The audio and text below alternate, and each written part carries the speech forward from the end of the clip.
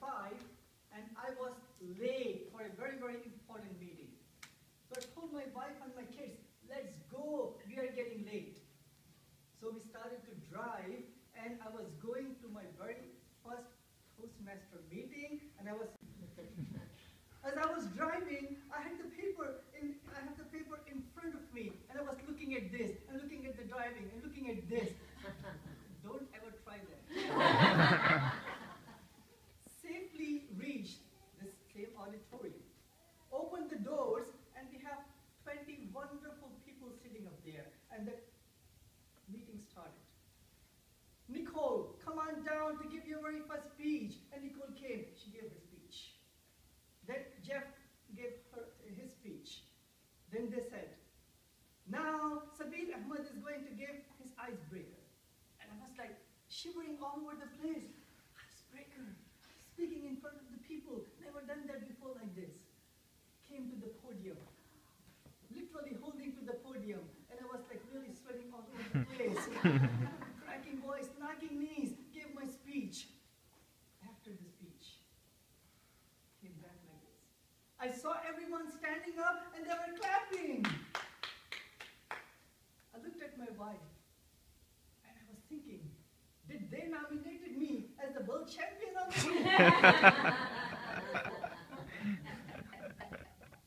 So the very first lesson that I learned is the very first S, which is support. Support your fellow Toastmaster. Inspire them. Motivate them. That night, I went back home, and I looked at my wife, and we spoke, and I told her, these Toastmasters, these are wonderful liars. I was horrible, and they were clapping. But I got motivated by their support. So many, many meetings, I went back there. I gave more and more speeches. I got more confidence. As I was getting more confidence, I was getting more calls from my family, from my friends, and from other non-profit groups. Sabeel, can you come and speak for us on this topic? A call came from Gary, Indiana, and they said that today is Thursday night, but tomorrow the person who is to give the sermon in the mosque is not able to make it. Can you come and give the sermon on Friday? I was like, but today is Thursday, tomorrow, how can I? At that point I was thinking, I'm a Toastmaster, and I could do it inshallah God willing. So I prepared for 4 hours. The topic which I prepared was Quran, the word of God, the guidance from the Quran. I prepared and I practiced, and I was driving up there, and when I went and opened the door, I saw not 20 people, there were 200 people sitting up there. I was like, oh my God, 200 people, what do I do? I was sitting on the stage before they called me, looking at the paper, preparing, and the president of the mosque, he got up and he said, here is our guest speaker today, Mr. Sabeel Ahmed, and he's going to speak about the wonderful work that he's doing on behalf of his organization. I said, oh my God.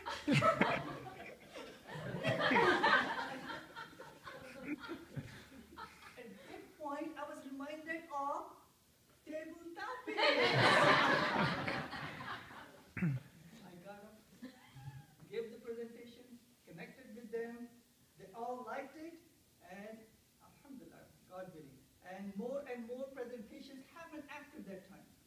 So the second lesson which I learned was, be spontaneous, spring to the action, so you could connect with the people and make the change. As more time passed by, the non-profit organization which I worked for is a humanitarian organization. So the president of that organization, he called me, Sabeel, I knew that you are a Toastmaster. We have a fundraiser coming up. Can you be the speaker? Oh my God, me speaker? I mean, 200 people is fine, but fundraisers are thousands of people literally. So I said, Sabeel, you are a Toastmaster. You could do it. You could do it. So I prepared my speech. And as I drove up there, I was mentally getting ready for it. As they opened the door, I found not 20 people, not 200 people, 1,000 people sitting up there.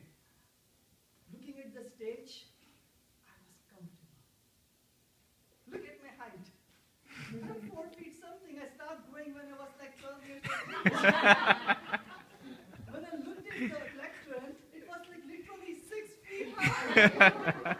I went up there and I hid behind the lectern.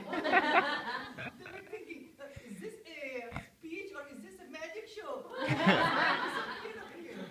At that point, I was reminded of one of the Toastmasters. She said, Sabeel, remove any barriers, strike down any barriers. So I came out and I connected with the people. And the lessons which I learned from here, I applied there, everybody clapped, and God willing, we raised so much money at that time. My boss was very glad with our So my fellow Toastmasters, it's quite important. It doesn't matter how many speeches that we give around here, how many prizes that we may win, or how many abbreviations that we have. The ELP, the CC, and the DTM, which are good. Go for all of those. But the best lessons that we could learn is take the skills that we get from being supportive and being spontaneous and striking down the barriers and apply that to the world outside of that. Connect with your family and enhance the communication and the listening skills within the family. Take the skills and apply those skills at your workplace so you could become a leader, a role model, and be an effective person within your work. And take those skills that we learned from here and connect with the leaders outside, with the Toastmasters outside, so we could ultimately make this world a more happy, more justful, and more peaceful.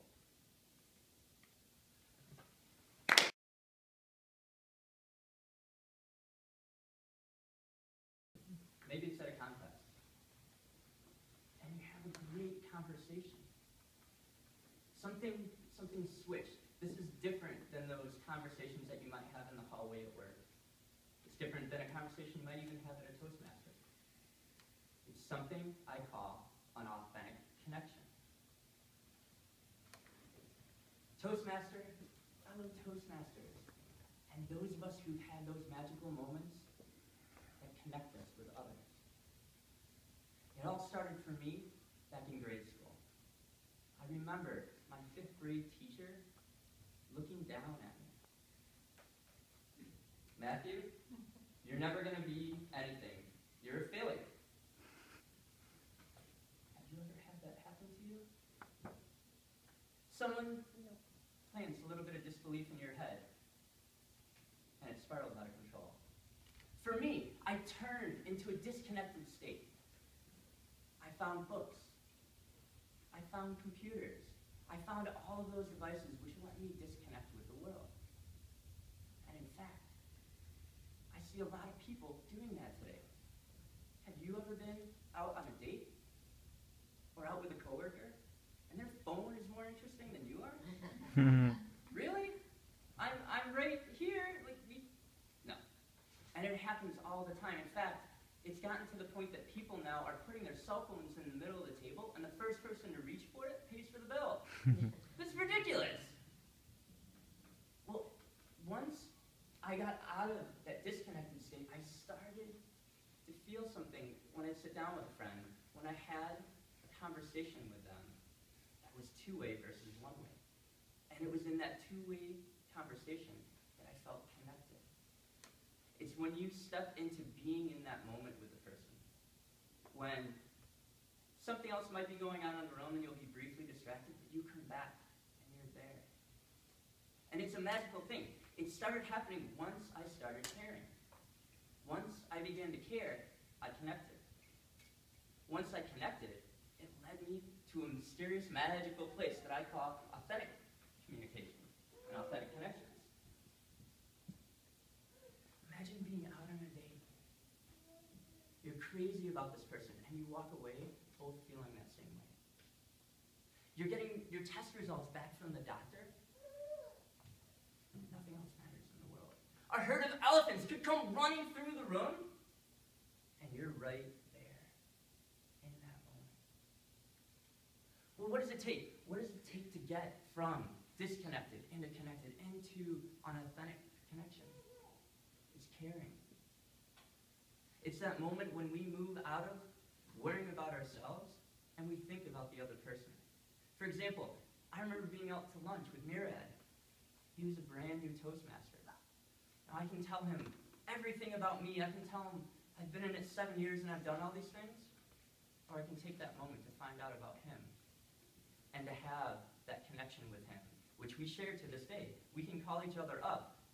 And this just started a few months ago. So those moments that we get to in life where we're disconnected. Have you ever felt that moment where you're sitting in disconnection? You're sitting out in class. You're sitting in other situations, and it's just not happening. Then you get into connected. Well, a connected state for me is, again, you take that first step. You take that opportunity to work with others. You take that opportunity to put down whatever in front of you, and you step into the conversation. For example, if there's other contests going on, if there's other Toastmasters events going on, what are those things that you can do to find out about those other people to help out? What are those situations that you can enter into to allow other people to come into your world and to share that space with them? And eventually, the more you care, the more you connect. Now, a lot of different things were covered, but at the end of the day, it's that moment of caring, connecting, and turning into authenticity.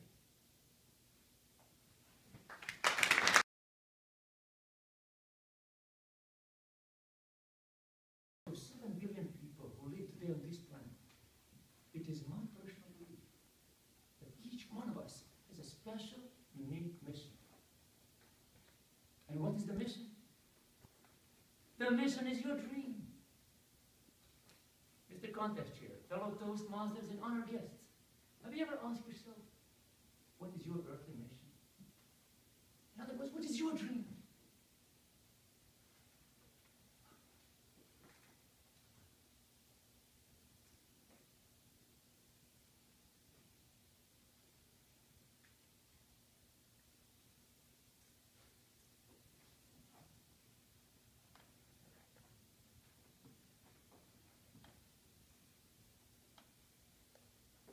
This is a very simple question, but at the same time, it's a very profound and thought-provoking question. But for so many people, it takes years just to figure out what the dream is.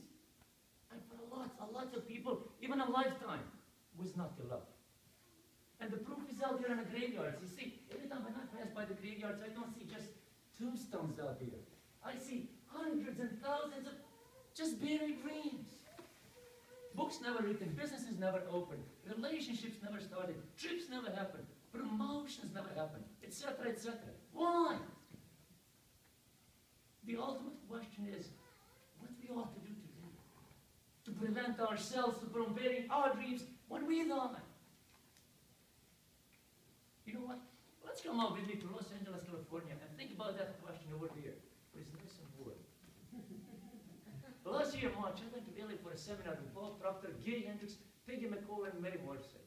On the second day of a seminar, while on the stage, Mary Morrissey said, I need one volunteer to come up here to the stage with me and share your dream.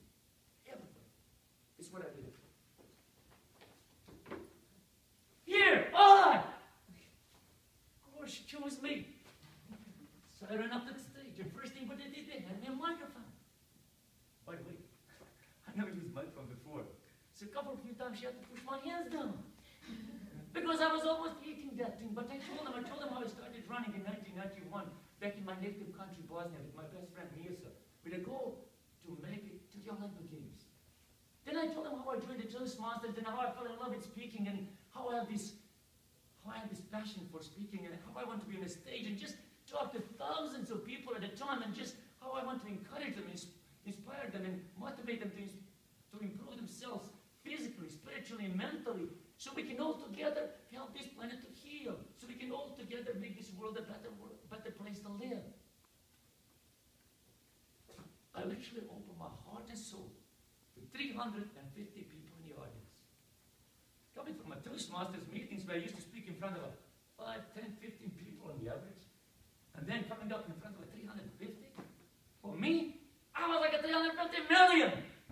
but I loved it. I felt like I was talking to the whole world. The reason I'm sharing this story is because that would never happen if I hadn't been in a Toastmasters in the first place. Because Toastmasters helped me to build up a self-confidence, self-beliefs, self-esteem, and the courage to step up to the plate and say what I want to say when I want to say it. Will I ever make it to the Olympics? I don't know. Will I ever make it as inspirational speaker? I don't know either. But I know one thing for sure. These are my visions, these are my dreams, these are my passions, and I will never give up on them. Because I believe the best way for us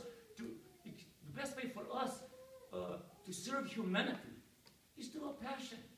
And why is it so? It's because the best way for us to express our full potentials is to start doing what you love to do. Is to start doing what you're passionate about, what you're enthusiastic about. Because that's where your life force comes from. That's where your personal inner strength and power comes from your heart, from your soul. Have you ever asked yourself, does your heart really beat? Because when you find your true passion, when you start doing what you love to do, the world will hear your heartbeats. So why is it so important to find your passion? It's because your dream is hidden behind your gift, behind your talent. And your gift, your talent, is hidden behind your passion. You see, they're all connected. Let me put it in a different way. Your passion is a plane ticket to your dream. And your dream is the airplane which will take you, fly you, all the way to your true destiny, to your divine purpose, to your greatness. But by the way, all of you belong. You see, I believe that greatness is not just meant for the chosen ones. Greatness belongs to each one of us, as long as we find, recognize, and acknowledge passions. You see, I'm not here to tell you what to do. The main purpose and intention of this speech is just to remind you, to remember who you really are, to remember your greatness, your unlimited potential within you, your infinite possibilities which are lying just doormat at your fingertips. And one of the best ways to tap into your unlimited potential is through passion. So my very dear friends, if you really want your life to change, please just go after your dream.